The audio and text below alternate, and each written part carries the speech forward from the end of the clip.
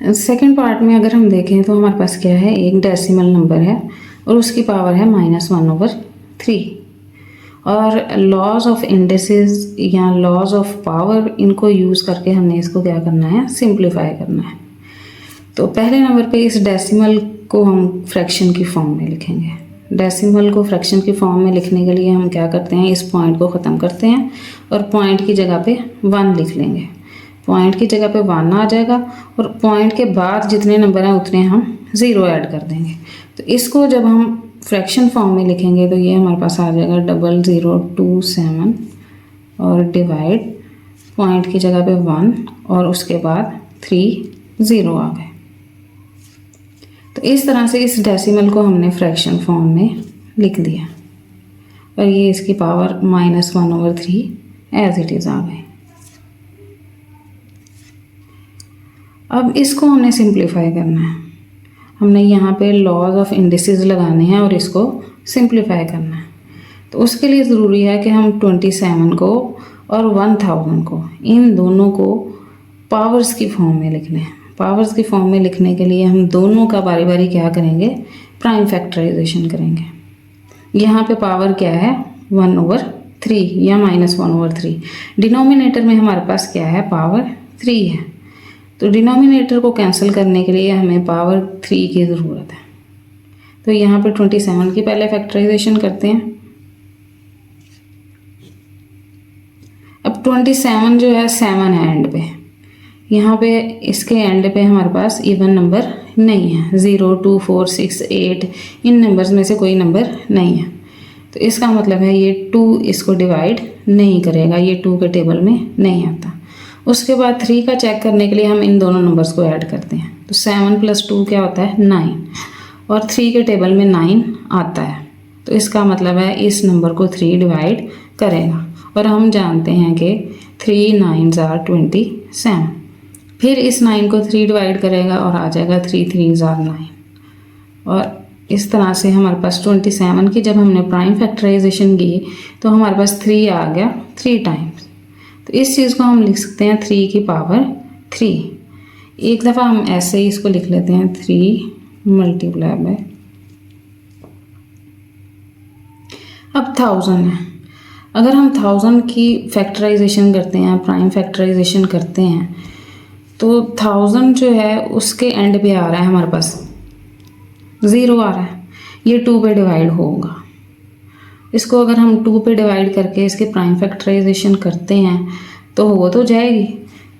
तो लेकिन हमें चूँकि यहाँ पे नज़र आ रहा है कि इसकी पावर में डिनोमिनेटर में क्या है, 3 है। तो इसको अगर हम 10 की पावर 3 की फॉर्म में लिख देते हैं, क्योंकि 1 के साथ 3 0 हैं, तो इसको हम 10 की पावर 3 भी कह सकते हैं। तो हम इसको ज़्यादा लंबा करने के बजाय इस 3 को देखते हुए हम इस 1000 को जो है वो 10 की पावर 3 की फॉर्म में लिख देते हैं। वैसे अगर हम इसकी प्राइम फैक्टराइजेशन करेंगे तो ये आ जाएगा 2 और फिर इस तरह से 500 आ जाएगा। फिर 2 पे करेंगे तो 250 आ जाएगा। फिर 2 पे करेंगे तो इस तरह से 125 आ जाएगा। अब 125 जो है ये 3 के टेबल पे नहीं जाता, क्योंकि इसके एंड पे 5 है, 2 तो इसको डिवाइड नहीं कर सकता। अगर इवन नंबर होता तो 2 इसको डिवाइड कर लेता। 2 के बाद हमारा नेक्स्ट ऑप्शन है हमारे पास 3 की। उसके लिए हम इन तीनों नंबर्स को ऐड करते हैं। 1 + 2 3, 3 + 5 8। तो 3 जो है वो 8 को डिवाइड नहीं करता, या 8 जो है वो 3 के टेबल में नहीं आता। इसका मतलब है 125 जो है इसको 3 डिवाइड नहीं करेगा। 3 के बाद हम चेक करते हैं 5 को। अब 5 किन किन नंबर्स को डिवाइड करता है, जिन नंबर्स के एंड पे 0 आए या 5 आए, उन नंबर्स को 5 हमेशा डिवाइड करेगा। तो 5 चेक करने के लिए कि 5 किसी नंबर को डिवाइड करता है या नहीं करता, इतना ही काफ़ी है। अगर उसके एंड पे 5 है तो 5 उसको डिवाइड करेगा। अगर उसके एंड पे 0 है तो 5 उसको डिवाइड करेगा। जैसे ये 1000 है, इसके एंड पे 0 था तो 5 जो है वो 1000 को भी डिवाइड करता है। लेकिन हमने चूँकि सबसे छोटे नंबर से शुरू करना होता है इसलिए हमने 2 से स्टार्ट किया। तो इस चीज़ को अगर हम देखें तो ये 125 जो है उसको 5 डिवाइड करेगा। 5 2s are 10 और इसी तरह से ये जो 2 है इधर 5 के साथ मिलके बन जाएगा 25 और ये 5 5s are 25 हो जाएगा। अब फिर ये जो 25 है इसको 5 डिवाइड करेगा और इस तरह से ये आ जाएगा 5 5s are 25। इस तरह से जब हमने 1000 की प्राइम फैक्टराइजेशन की तो हमारे पास आ गई 2 की पावर भी 3 और 5 की पावर, दोनों की पावर्स जो हैं 2 और 5 दोनों की पावर्स क्या आ गई 3 आ गई। चाहे तो हम इस तरह से भी कर सकते हैं, चाहे हम इस तरह से भी कर सकते हैं कि 10,000 की जगह पे हम लिख दें 10 की पावर 3। चलिए हम प्राइम फैक्टराइजेशन को बेस बना रहे हैं, हम कह रहे हैं हम प्राइम फैक्टराइजेशन कर रहे हैं तो हम प्राइम फैक्टराइजेशन को ही यूज़ कर लेते हैं, क्योंकि 10 जो है वो तो हमारे पास एक प्राइम नंबर नहीं है। तो हम इस तरह से 1000 की जो है हमने जब प्राइम फैक्टराइजेशन की तो हमारे पास क्या आ गया, 2 को 3 टाइम मल्टीप्लाई किया और 5 को भी 3 टाइम मल्टीप्लाई कर दिया और इस तरह से ये हमारे पास होल पावर क्या है -1/3। इसको हम लिखेंगे 3 की पावर 3 और डिनोमिनेटर में भी हमारे पास आ जाएगा 2 की पावर 3 मल्टीप्लाई बाय 5 की पावर 3। सब की पावर्स जो हैं वो 3 आ गई हैं और यहाँ पे पावर के डिनोमिनेटर में भी हमारे पास क्या है 3 है।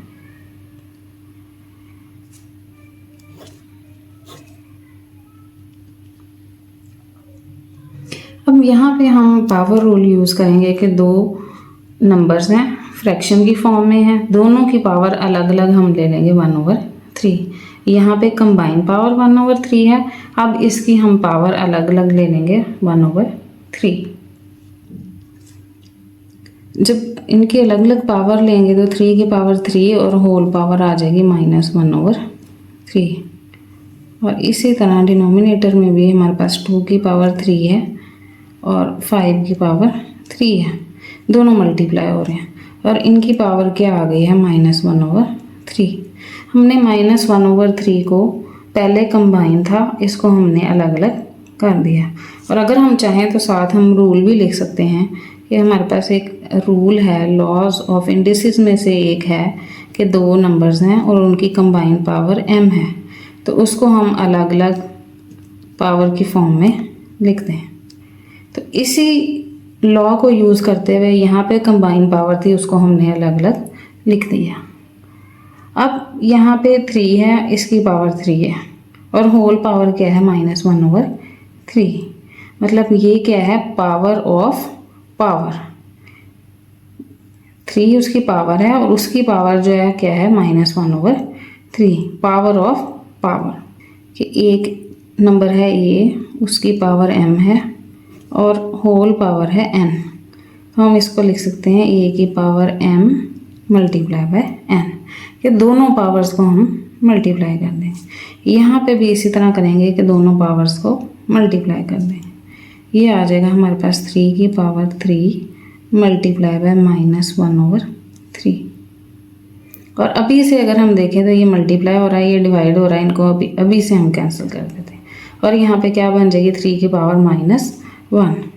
अब डिनोमिनेटर में क्या सूरत है, डिनोमिनेटर में हमारे पास दो नंबर हैं मल्टीप्लाई हो रहे हैं और उनकी कंबाइन पावर है -1/3।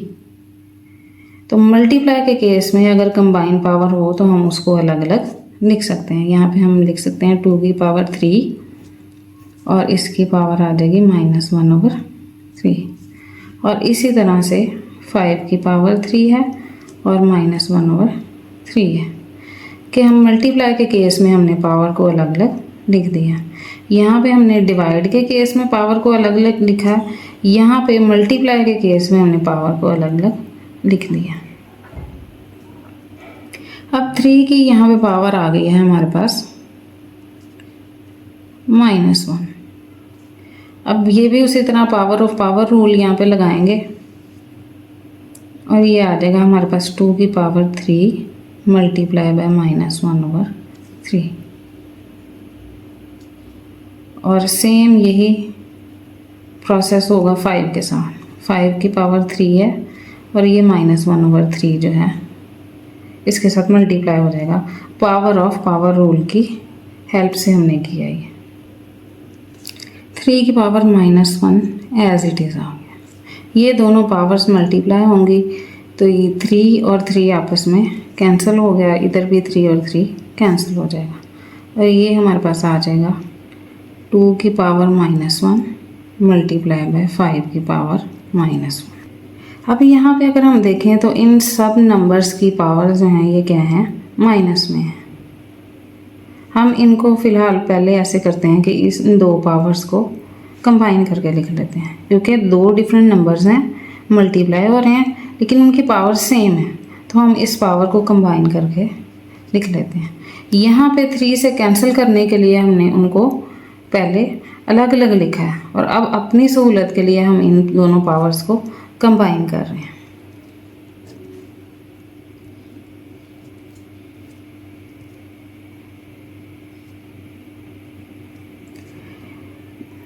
थ्री की पावर -1 और ये आ गया 5 × 2 10 की पावर -1। 1000 की जब हमने प्राइम फैक्टराइजेशन की तो उसका आंसर भी क्या आ गया, 10 आ गया, क्योंकि 3 जो है वो तो 3 से कैंसिल हो गया।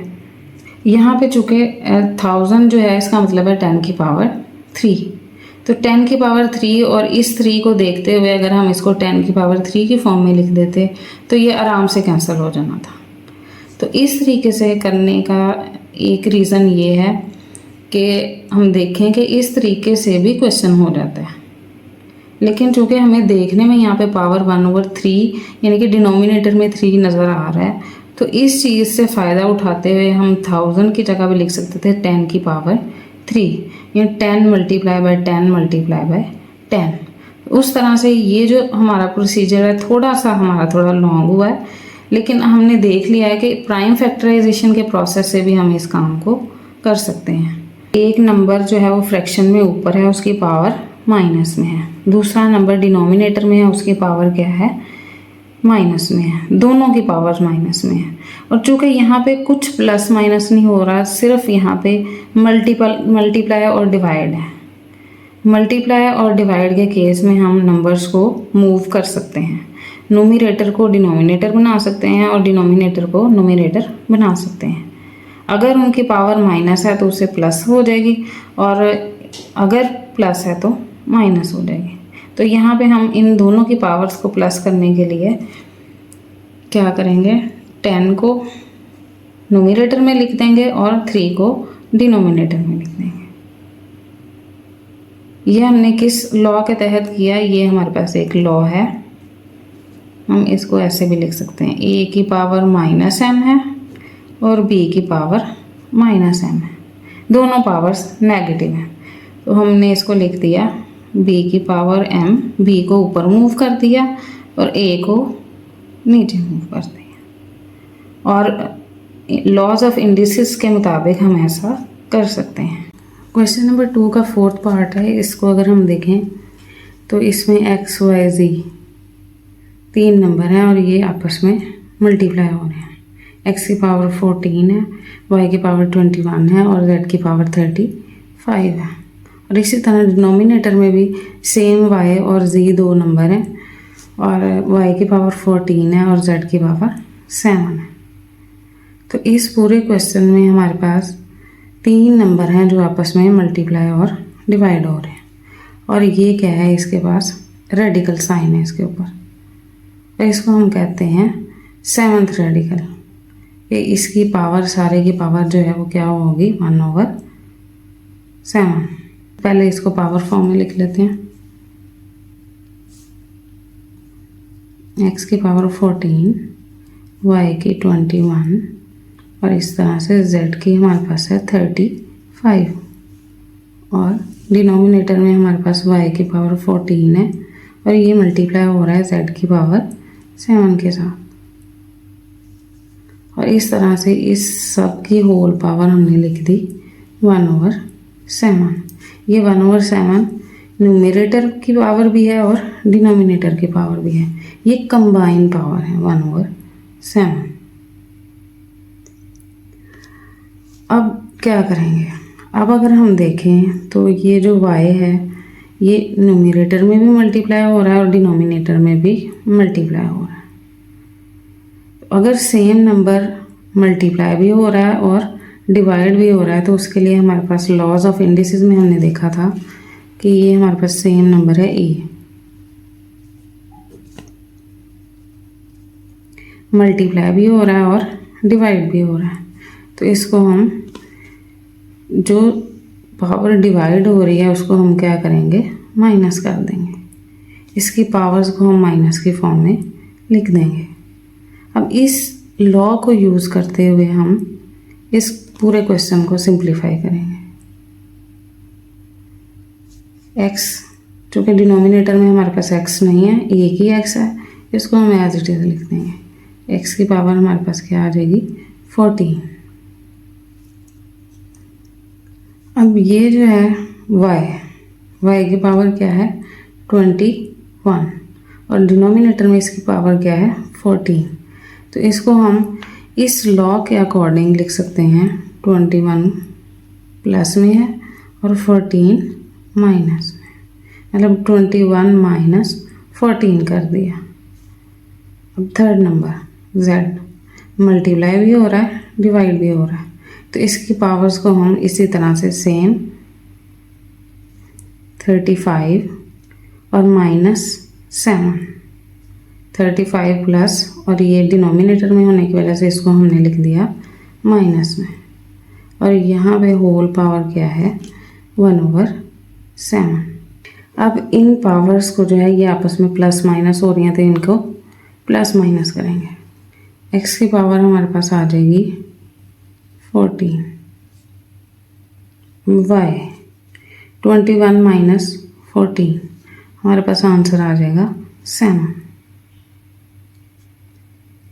z 35 माइनस 7, 35 माइनस 7 हमारे पास होता है 28। अब ये 3 नंबर मल्टीप्लाई हो रहे हैं और ये पावर 1/7 एज इट इज़ आ जाएगी। 3 डिफरेंट नंबर हैं, मल्टीप्लाई हो रहे हैं और उनकी कंबाइन पावर है। इनकी पावर्स को हम मज़ीद सिंप्लीफाई नहीं कर सकते। अब क्या करेंगे कि 3 नंबर मल्टीप्लाई हो रहे हैं, डिफरेंट हैं तीनों, और उनकी कंबाइन पावर है 1/7। तो मल्टीप्लाई के केस में हमने एक रूल पढ़ा था कि अगर हमारे पास 2 डिफरेंट नंबर्स मल्टीप्लाई हो रहे हैं, 2, 3 जितने भी नंबर हमारे पास मल्टीप्लाई हो रहे हैं, मल्टीप्लाई के लिए ये रूल हमारे पास वैलिड था कि नंबर्स डिफरेंट हैं, मल्टीप्लाई हो रहे हैं और इनकी कंबाइन पावर है m। कंबाइन पावर को हम अलग अलग लिख सकते हैं।